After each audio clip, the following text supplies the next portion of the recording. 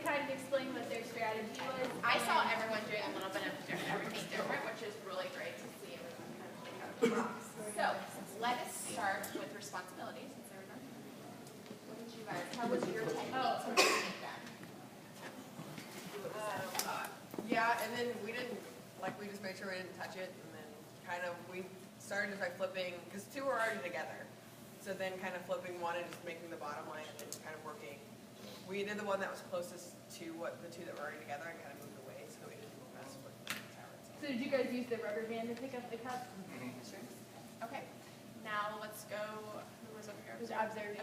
Understanding. Understanding. Same thing. Same thing. Yeah. Likely. Okay, so since we couldn't use our hands, but we could use the strings and rubber bands, we used the strings to flip the cups that were down. So because we couldn't get really in between with the rubber bands, and we did that, and then we're like, we just have to stack them. We don't have to stack them. I don't think we have to stack them a certain way. So we just stacked two, and then the rest all in one. So we're only too high. Just like make a period, but You ain't cheating, you ain't trying. It's somewhat of a pyramid. It was 2 and 1. 2 and 1, but they just stacked 3.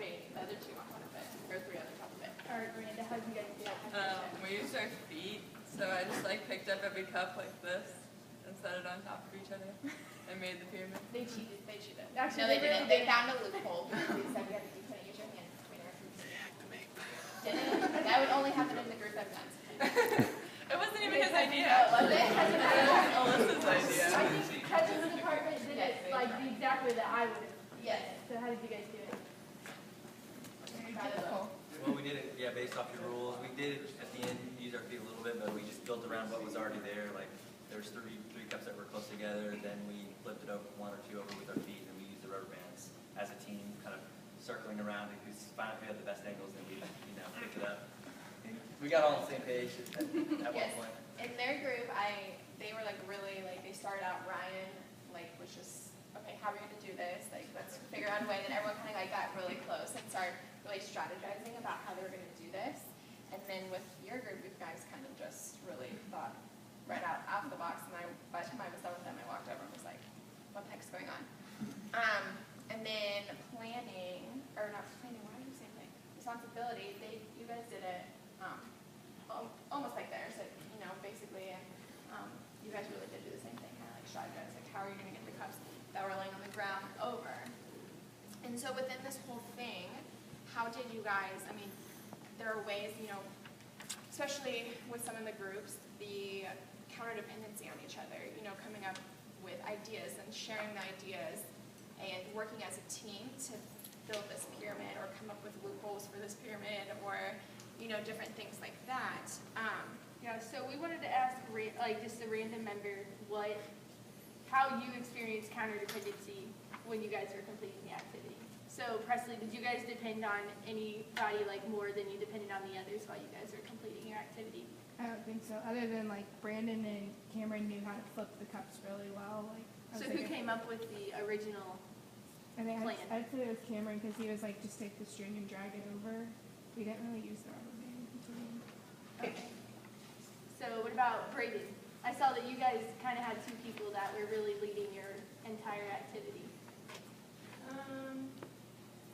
Well, I was probably counter-dependent because I personally thought that we were making a stack of cups, not a pyramid of cups.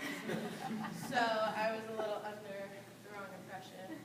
So I probably counter-depended on myself because I thought everybody else was doing it wrong. There you go. And David, in your guys' group, who did you guys Well, we all kind of thought about flipping them over with our feet to begin with, and then Alyssa was like, well, can we use our feet? So then Miranda just sat down and started doing her thing.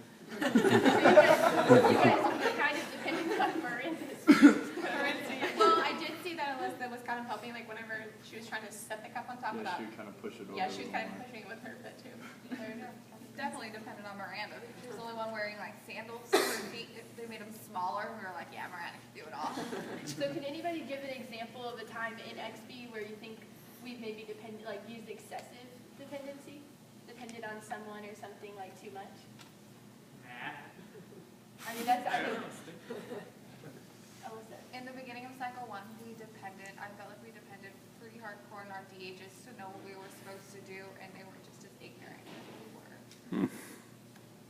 from that kind of, I mean, going through this, the transition from dependency on just depending on your professor or your boss or Matt or even your GHs at some time. Now that we've gone to cycle 2 and we kind of know our roles, know creative ways to do things, know what we want to get done and how to better the organization, we're slowly becoming a high-performing organization, and they kind of work. Counter-dependency is really big in that, in a positive way, trying to help everybody, and you kind of are dependent on yourself, kind of, basically, and just ideas of others. So, I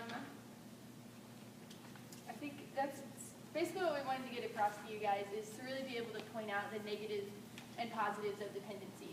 We all pointed out that in cycle 1 we depended on Matt a lot, and I think that was excessive dependency, and I feel like we're totally different in cycle 2. Like we really know how to interpret our BSLOs and understand like what the organization is supposed to get. So we really just want you guys to be able to point out when we're using excessive dependency and know to recognize that so that we can fix that and become a high-performing organization.